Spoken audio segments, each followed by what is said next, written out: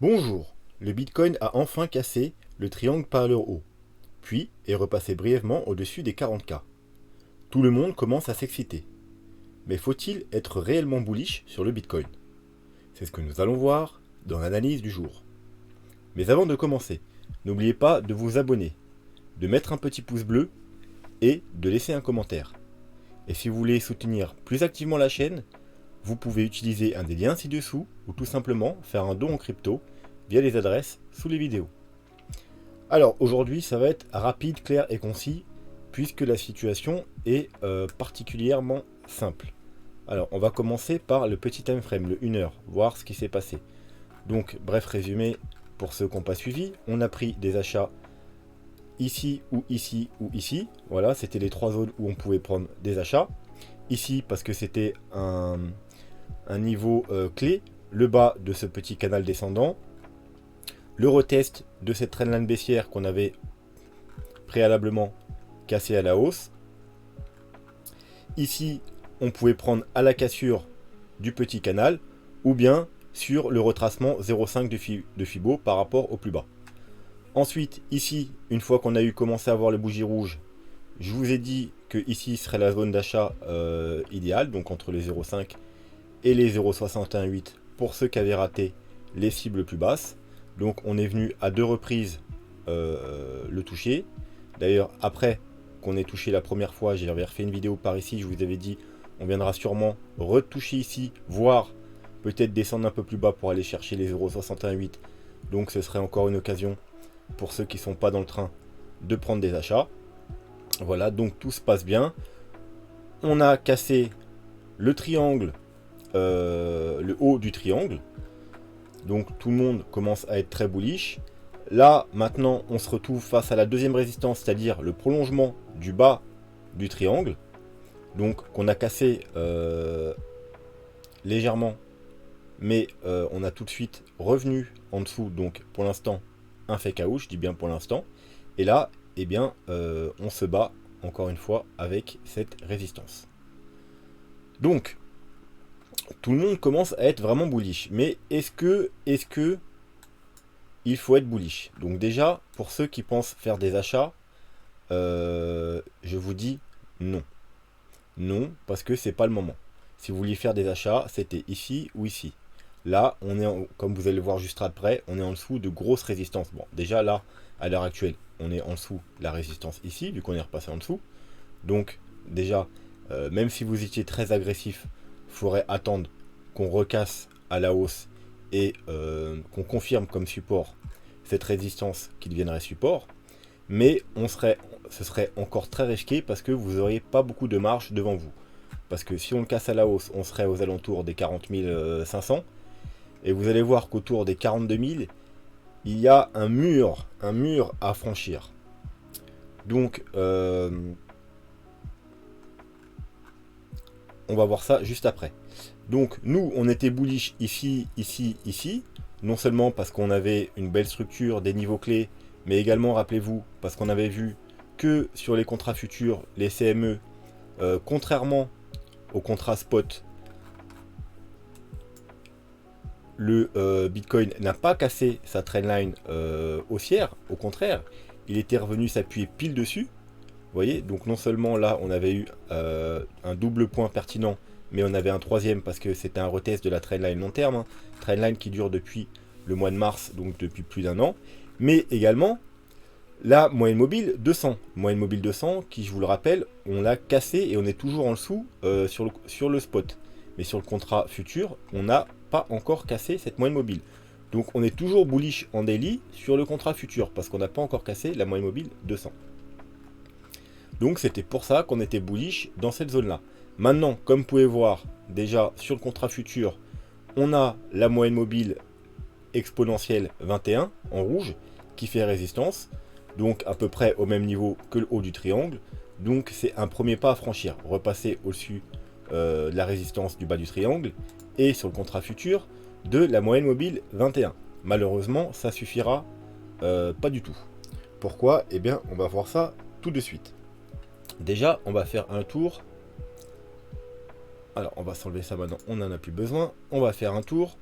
Alors, rappelez-vous déjà que l'important, et je vous l'ai répété, c'est pas le triangle. Hein. Vous voyez le triangle, on l'avait cassé là, on l'a réintégré. Rappelez-vous, on l'a un peu modifié, on avait fait un fake out, etc. Je vous avais dit, tout le monde se concentre sur le triangle, mais le triangle, on s'en fout. L'important, c'est le range. Le range qui est constitué en gros entre les 42 000 et les 30 000 $.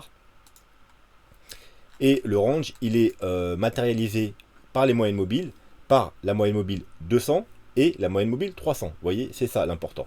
Donc, fallait pas casser par le bas cette moyenne mobile si on voulait pas aller beaucoup plus bas. Par contre, il faut casser par le haut cette moyenne mobile si on veut aller beaucoup plus haut. Voilà, et pour l'instant, rien n'est fait. Alors, la moyenne mobile 200, actuellement, elle est où? Alors, je vous rappelle pour ceux... la moyenne mobile 200, c'est la moyenne mobile la plus importante en daily, parce que c'est elle qui garantit la tendance haussière, donc le bull run. Il y a deux conditions par rapport aux moyennes mobiles pour être en bull run. D'une part, il faut être au-dessus de la moyenne mobile 200, donc comme on est actuellement sur le contrat futur, mais pas sur le contrat spot, et également sous Golden Cross. Donc c'est encore le cas, la Golden Cross c'est le croisement entre la moyenne mobile 50 et la moyenne mobile 200, c'est encore le cas, mais dans les jours qui viennent, on risque d'avoir d'une Death Cross. Donc lorsqu'on aura la Death Cross, on aura la double confirmation d'un bear market. Pour l'instant, ça n'a pas encore lieu. Si le Bitcoin il continue à monter et il a une forte hausse, on n'aura peut-être pas la Death Cross, mais pour l'instant, rien n'est fait. Pour l'instant, on va se concentrer sur ce niveau des 42 000. Parce que déjà, il y a la moyenne mobile 200, donc très important. Le haut du range. La grosse résistance horizontale, vous voyez là, elle avait joué, c'était la résistance, donc le petit top ici qu'on a eu au mois de janvier. Ensuite, elle avait joué support ici. Ensuite, alors on va passer dans les plus petits time frames.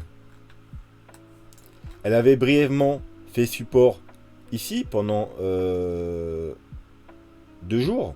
Voilà, avant de casser, et c'est là qu'on a, une fois qu'on a cassé cette grosse résistance, qu'on a fortement chuté, on est passé quasiment direct des 40 000 $ aux 30 000 $.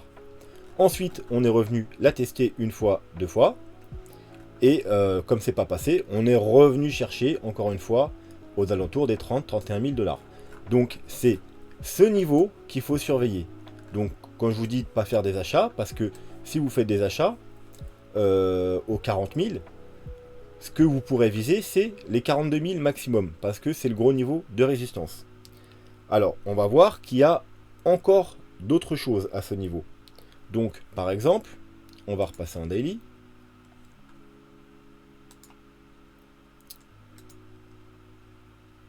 Hop. Et vous pouvez voir qu'en daily, on a également, si on continue à monter, le bas du nuage Ishimoku. Donc, résistance en plus. Donc, non seulement grosse résistance horizontale, moyenne mobile 200, mais le bas du nuage Ishimoku. Mais on a également, alors rappelez-vous, je vous ai parlé du Gaussian Channel en 5 jours. Donc, vous pouvez retourner dans les vidéos, voir ce que j'en dis, mais globalement, si on pénètre, on va passer en bear market pendant plusieurs mois. On va pas refaire l'analyse aujourd'hui. Vous pouvez aller chercher dans les vidéos. C'était vous n'êtes pas prêt ou quelque chose comme ça la vidéo. Voilà. Bitcoin, vous n'êtes pas prêt. Et c'est tout ce qui va se passer si certaines conditions sont réunies. Donc, entre autres, le Gaussian Channel. Et si on pénètre dedans en 5 jours, eh bien, il faudra s'attendre à un bear market de plusieurs mois. Bref. Donc, on a le nuage Ishimoku. Mais on a également, comme on va le voir, le Gaussian Channel en daily. Et également pile, vous voyez, sur les 42 000. Donc ça commence à faire beaucoup. Donc, si vous voulez voir le Bitcoin monter et aller voir des plus hauts, il faudra d'abord casser cette grosse résistance des 42 000. Le triangle, on s'en tape. Comme je vous ai dit, c'est pas important. Maintenant, tout le monde commence à s'exciter. Les gens, ils commencent à faire des achats alors qu'on est sous une résistance. Les achats, c'était ici, ici, ici qu'il fallait les faire. Maintenant, c'est le moment plutôt de prendre des petits profits. Voilà, donc ceux qui sont entrés en trade ici et ici, entre les 39 et les 42 000, vous prenez des profits. Je ne vous dis pas de clôturer votre trade, parce que si jamais on casse à la hausse, vous serez dans un trade avec un prix très intéressant. Moi-même, j'ai pris des profits, voilà, sur mon trade. Je les ai pris à peu près aux 39 000. Ensuite, bon, c'était en automatique vu que je l'avais programmé. Donc ensuite j'ai vu qu'il avait été effectué, ma prise de profit. Et après je vous ai partagé quand on arrivait sur la petite résistance justement du triangle. Voilà, j'étais déjà en gain de 424. Quand j'ai pris mes profits, je crois que j'étais à 436%. Donc n'oubliez pas de prendre des profits. Ne soyez jamais trop gourmand, surtout si vous êtes en gros gain. Donc bien entendu, vous n'aurez pas 426%, 430% parce que vous ne faites pas de leverage 25. J'espère que vous ne faites pas de leverage 25. C'est quelque chose de très risqué. Et évitez le leverage 5. C'est bien suffisant. Si vous avez un peu plus d'expérience, leverage 10 à la rigueur, mais jamais de passer un leverage 10, sauf si vous êtes vraiment très très expérimenté. Mais je pense que si vous étiez très très expérimenté, vous ne serez pas là à regarder mes vidéos. Donc leverage 2, 3, 5, 10 pour ceux qui ont un peu de bouteille, et on s'arrête là. Voilà, sinon c'est beaucoup trop dangereux et vous allez sûrement vous faire liquider. Donc on en revient aux 42 000, c'est la grosse résistance à passer. Tant qu'on n'a pas passé les 42 000, il ne faudra pas s'attendre à voir le Bitcoin aller faire des plus hauts. Une fois qu'on aura cassé les 42 000, on verra que la prochaine étape, ce sera autour des 46 000 dollars. Alors là, on va revenir un peu sur ce graphique. Et une fois qu'on aura cassé les 46 000 dollars, si ça arrive, eh bien, n'oubliez pas, la zone clé, la grosse zone à casser, c'est celle-là. Donc la trendline baissière et la zone de recharge, la double zone de rechargement de short. Donc je rappelle, la zone de rechargement de short. Alors je vais alléger un peu le graphique. C'est tout simplement un Fibo. Alors par exemple, il y a celle-ci, on part d'ici, on va au plus bas. Et c'est les 0,5. Alors d'ailleurs, il a bougé depuis, je sais pas pourquoi. On va tout remettre bien. Voilà. Les 0,5 jusqu'au 0,78,6. Et ce niveau-là, c'est le plus important. Le 78,6. C'est le niveau à casser qui nous dira qu'il y a 80, en gros 80% de chance que la correction soit finie et que le rebond ne soit pas un rebond, mais une reprise haussière. Tant qu'on n'a pas cassé ce niveau-là, eh bien, même si on monte jusqu'ici, même jusqu'aux 50 000, on est toujours dans un rebond. Si on arrive à casser cette zone-là, eh bien, on aura beaucoup plus de chances de ne plus être dans un rebond, mais dans une reprise de tendance haussière et aller faire des nouveaux plus hauts. Ensuite, alors ça, c'est la première zone de rechargement de short, mais on peut également mettre l'autre par rapport au plus haut. Hop. Hop. Donc, elle, est-ce qu'elle était bien placée? Oui, à peu près. Voilà. Donc, ça nous donne 0,618, 0,78,6. Et donc, du coup, on a double zone de rechargement de short. Et du coup, on a au milieu, du coup, le niveau le plus important parce que c'est la confluence entre les deux zones de rechargement de short et en plus la trendline. Donc aux alentours des 50-52 000, ce sera là le niveau clé. Si on arrive à passer au-dessus, il y a de très fortes chances que ce ne soit plus un rebond, mais une reprise de la tendance haussière. Bien évidemment, c'est pas 100%. Parce que vous savez qu'une correction, ça peut prendre plein de formes. Et une correction peut se faire en flat.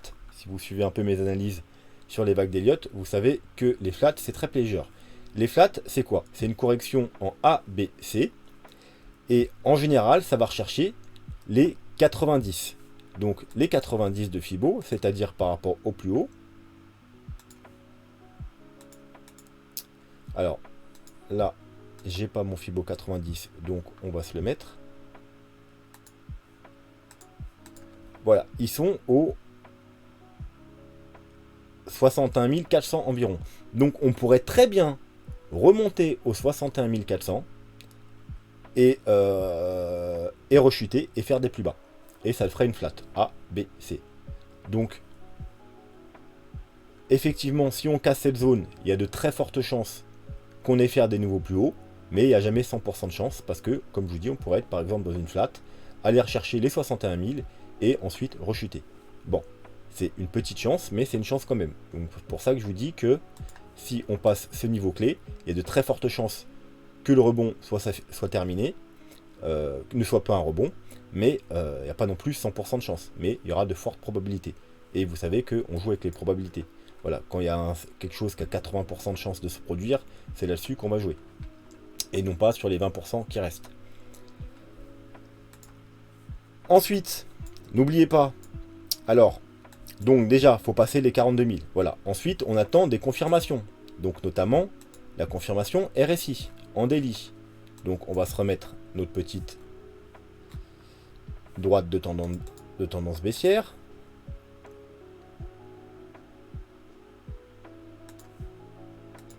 Hop, on va le mettre un peu mieux.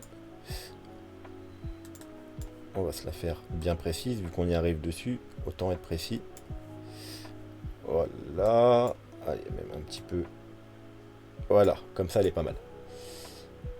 Et on va même se la mettre en rouge. Hop là, voilà. C'est la droite qu'on surveille, rappelez-vous, depuis le mois de janvier, et qu'on a dit, tant qu'on casserait pas, même ici on en parlait, hein, c'est pour ça que nous ici, on a pris des ventes, au lieu de être comme tout le monde acheté, nous, on a pris des profits ici, on a shorté ici, aux 60 000. Pourquoi? Eh bien, une des raisons, c'était à cause de cette trendline baissière. Et bien sûr, des divergences qu'on avait. Vous voyez, là, on fait des plus bas, alors que là, on fait des plus hauts. Donc, on avait des divergences et on avait une trendline baissière. Et on a dit, depuis tout ce temps, depuis 3 mois, tant qu'on ne cassera pas cette trendline, il ne faut pas déjà s'attendre à ce que le Bitcoin fasse de nouveau plus haut. Donc, eh bien, comme vous voyez, là, on est à peu près pile sur la trendline. Donc, même si on va aux 42 000, je pense qu'on sera encore en dessous ou pile dessus. Donc, par contre, si on casse les 42 000 et qu'on confirme le support, je vous rappelle, pour confirmer un support, il faut le casser. Alors, il y a deux solutions pour confirmer un support. Soit on le casse et on part direct to the moon, donc bon, bah voilà, très bien. Ou soit on le casse, on fait un pullback, on attend de voir comment ça réagit, pour voir si c'est pas un fake out, parce qu'on pourrait très bien casser un petit peu et hop, rechuter. Donc on attend un pullback et qui repartent à la hausse. Et là, c'est une confirmation d'achat. C'est l'ancienne résistance deviendra support. Là, c'était une résistance, c'est devenu un support. Maintenant, c'est de revenu en résistance. Si on passe par-dessus et qu'on confirme comme nouveau support, ça deviendra un gros support, parce que c'est une grosse résistance. Et bien entendu, on attendra également la confirmation RSI. Pareil, il faudra que le RSI casse sa trendline baissière et confirme en tant que support, et non pas en fake out. Voilà, donc ça, c'est les conditions pour prendre des achats à présent. Maintenant, vous ne pouvez pas prendre d'achat maintenant. Enfin, vous pouvez si vous voulez, mais moi, je vous déconseille, parce qu'on est sous une énorme résistance. Donc, si vous achetez à 40 000 et quelques, voilà, il faudra prendre vos profits à 42 000, parce qu'il risque d'y avoir du grabuge. Donc, si on casse et qu'on a confirmation RSI, là, par contre, vous pourrez prendre des achats. Ce sera plutôt très bon signe. Ensuite, n'oubliez pas qu'on attend également une confirmation. Alors déjà, en daily. Rappelez-vous, quand on a chuté là, et quand on a chuté là, pourquoi, entre autres choses, nous on n'a pas paniqué comme tout le monde, mais on a pris des achats, c'était également parce que le daily, depuis ici, le 28 mai, hein, depuis ici, il est bullish, et il n'est jamais repassé bearish. Rappelez-vous, ce que je vous avais dit lors de la dernière vidéo, c'était là, on avait croisé à la baisse, et je vous avais dit, ça n'a pas d'importance. Tant qu'on ne passe pas en dessous de la zone de survente, et qu'on n'a pas confirmation baissière du MACD, c'est toujours bullish en daily. Je vous rappelle, on attend 3 confirmations, que ce soit à la hausse ou à la baisse. Donc voilà, comme ici par exemple. Donc quand c'est pour l'achat, on attend le croisement haussier, que ça repasse au-dessus. Alors hop, on va de la zone de survente. Donc ça fait déjà croisement, premier signal, au-dessus de la zone de survente, première confirmation. Deuxième confirmation, le croisement du MACD, et ensuite bougie verte. Et là, on a toutes nos confirmations. À la baisse, c'est pareil. Croisement du stock RSI. Donc on avait eu ça il y a 2-3 jours, mais je vous avais dit, on s'en fout, parce que c'est juste un premier signal. On veut la première confirmation pour une tendance baissière qui repasse en dessous de la zone de surachat. On veut que le MACD recroise à la baisse et des bougies rouges. On n'a rien eu de tout ça. Donc on était resté haussier en daily sur le MACD. Donc, bien entendu, là du coup, il est toujours bullish. Mais nous, ce qu'on veut pour une tendance haussière un peu plus long terme, c'est une tendance 3 jours. Alors ça ne nous annoncera pas qu'on va aller faire des nouveaux plus hauts, mais ça nous annoncera au moins qu'on ira un peu plus haut. Donc pourquoi pas rechercher les 46 000, voire les 50-52 000. Donc 3 jours. Pour l'instant, comme vous pouvez voir, le stock RSI, croisement à la hausse, mais toujours dans la zone de survente. Donc premier signal, mais pas de confirmation. MACD, on en parle depuis un moment, il commence à ralentir, mais rien du tout. Il n'a pas encore croisé, pas de signal. Donc, aucune confirmation. Donc ça, il faudra attendre si vous voulez faire un gros swing, ou si vous investissez par exemple par palier haussier, il faudra attendre cette confirmation. En plus de casser les 42 000 et le RSI. Ça pourrait être une confirmation supplémentaire ou un palier. Par exemple, si vous achetez sur la cassure des 42 000 avec confirmation RSI, et qu'ensuite vous les rachetez un petit peu plus haut, et ben ce sera ici qu'il faudra regarder, parce que ce sera vraiment bullish, parce que rappelez-vous, on attend également ça depuis environ le 20 mars. Donc ça fait bientôt 3 mois quand même qu'on en parle et qu'on attend que le MACD et stock RSI en 3 jours redeviennent bullish. Alors ensuite, niveau du weekly, est-ce qu'on a quelque chose à dire? Alors déjà on va aller faire un tour, voir s'il y a du nouveau. Rien de nouveau, ça ralentit un peu, mais bien entendu, c'est... Alors, par contre, si vous voulez qu'on aille faire des nouveaux plus hauts, donc on repasse au-dessus de 65 000 $, c'est pas le 3 jours, c'est le weekly qu'il faudra regarder.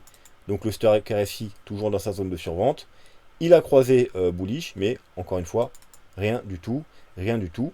Donc une fois qu'on sera passé en 3 jours, pour confirmer aller faire des nouveaux plus hauts, il faudra non seulement qu'on casse les 52 000, mais également la confirmation en weekly de ces indicateurs. Ensuite, je crois que je voulais vous montrer les moyennes mobiles. Voilà, très bien. Alors, encore une fois, regardez, qu'est-ce qu'on a. Rappelez-vous, hein, la moyenne mobile EMA 21 est très importante en weekly. Hein. Quand on est en dessous, ben, c'est bearish. Quand on est au-dessus, c'est bullish. Rappelez-vous, tout le monde attendait depuis plusieurs mois son retest pour faire des achats. Parce qu'en général, en bull run, à chaque fois qu'on la teste, eh bien, c'est une bonne zone d'achat. Et quand on passe en dessous, quand on la casse, en général, c'est le bear market. Donc là, on l'a cassé. Hein, tout le monde a essayé de faire des achats ici. Mais malheureusement, on est venu direct la casser. Et là, regardez où elle se situe. Encore une fois, elle se situe au niveau des 40 000, 42 000, 40, allez, un poil plus haut, aux 43 000 $. Donc aux alentours, encore une fois, des 42 43 000 $. Donc une résistance en plus. Donc quand je vous dis que les 42 000 $ vont être extrêmement difficiles à passer, ce n'est pas des blagues. Donc prudence, évitez de faire des achats maintenant, attendez qu'on casse ce mur infranchissable qui se dresse devant nous. Et là, vous pourrez faire des achats en toute sécurité. Bien entendu, si vous avez fait vos achats comme convenu en bas, vous pouvez rester dans vos achats, mais je vous conseille de prendre des petits profits entre maintenant et les 42 000. Voilà. Ne serait-ce que 20%, mais au moins prenez toujours des profits. Vous regretterez jamais d'avoir pris des profits, mais vous regretterez de ne pas en avoir pris. Parce que si on devait rechuter et tout recasser à la baisse, et finalement votre trade qui était super gagnant, il devient perdant, c'est un peu embêtant. Voilà. Donc prenez des petits profits, et sur le long terme, vous serez toujours gagnant. Parce que au moins chaque trade, si vous prenez des petits profits, eh bien quasiment tous vos trades seront gagnants parce que vous serez payé, vous aurez pris des profits. Voilà, je pense qu'on va s'arrêter là pour aujourd'hui parce qu'il n'y a pas grand chose d'autre à dire. Les indicateurs sur les petits time frames, que ce soit en 4 heures, en daily, sont bullish, mais on est en dessous d'une grosse résistance. Donc on attend qu'on casse cette résistance, on attend confirmation du RSI, puis on attendra la confirmation en 3 jours. Si on casse ce niveau-là, les objectifs seront les 46 000. Alors, pourquoi les 46 000? Eh bien, par exemple, on va pas redonner tout. Ah, bon, encore une fois, tiens, c'est bien, c'est pas mal. Ichimoku en weekly. Regardez ce qu'on a. On a la Kijun qui est également au niveau des 43 000. Donc, vous voyez, et on a la Tenkan qui arrive à grande vitesse. Donc, on va voir même un duo Tenkan Kijun Ichimoku aux alentours des 43 000. Donc juste au-dessus des 42 000. Donc encore une fois, ce niveau, c'est pas des blagues. et ça va être extrêmement difficile à passer. Par contre, bien entendu, si on le passe, ça va être extrêmement bullish du coup. Alors, dommage, je voulais vous montrer le niveau des 46 000, mais je ne me rappelais plus. Au pire, c'est pas grave, on verra ça demain. Alors, en daily... Non, bah j'aurais retrouvé... De toute façon, regardez, on avait une vidéo où on avait fait exactement toutes les résistances qui étaient au-dessus de nos têtes. Et voilà. D'ailleurs, on parle, vous voyez, Bitcoin 45 000 ou rechute. Voilà, c'est pas pour rien. 45-46 000, on avait dit que c'était un gros niveau de résistance. Allez voir la vidéo. Mais sinon, on en reparlera demain. Voilà. Donc, soyez prudents. Passez une bonne soirée. N'oubliez pas d'abonnez-vous, mettre un petit pouce bleu. Et également me suivre sur Twitter. Parce que c'est là qu'on donne tous les points d'entrée hein, à chaque fois. Alors, vous voyez là, par exemple, carré vert. Mais le carré vert, il était avant. Hein, vous voyez, par exemple. Voilà, zone d'achat intéressante pour ceux qui sont boules, hein. On n'y était pas encore. Hein. Donc, et c'est tout le temps comme ça. Hein. Je vous donne toujours les points d'entrée sur Twitter. Également pour le trade ici, hein, que j'ai pris tout en bas. On avait également donné, bien entendu, bien avant. Bref, ça va être peut-être un peu trop loin. Mais bref, si vous voulez, en fait, Twitter, c'est un complément, tout simplement, des vidéos.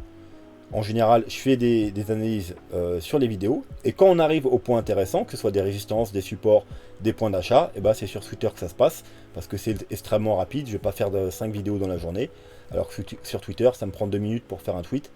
Donc c'est là que je donne les points d'achat, les niveaux intéressants, les take profits, etc. Machin, voilà.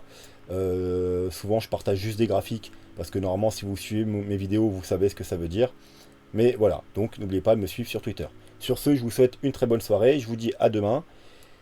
Et faites attention, ne vous laissez pas avoir par les gens trop bullish, les youtubeurs, les analystes du dimanche qui vont vous dire Elon Musk il a tweeté maintenant c'est bullish, etc. Non, on s'en fout. C'est bullish parce que le graphique nous disait que c'était bullish, les indicateurs nous disaient que c'était bullish, et Elon Musk, ça peut accélérer un peu les choses, que ce soit à la baisse ou à la hausse, mais les nouvelles ne font pas le graphique, c'est plutôt le graphique qui fait les news. Comme diraient les bons traders américains, montre-moi le graphique et moi je te dirai les nouvelles. C'est comme ça que ça se passe ici. On a toujours, depuis le début de la chaîne, alors je cherche mon mot, devancer les nouvelles. Voilà. Nous on achète, puis les nouvelles elles sortent et les gens achètent et en général se font avoir parce que c'est trop tard. Voilà, ici non, on prévoit les choses et on a de l'avance sur les nouvelles. Voilà, sur ce, je vous souhaite une bonne soirée et je vous dis à demain. Tchuss!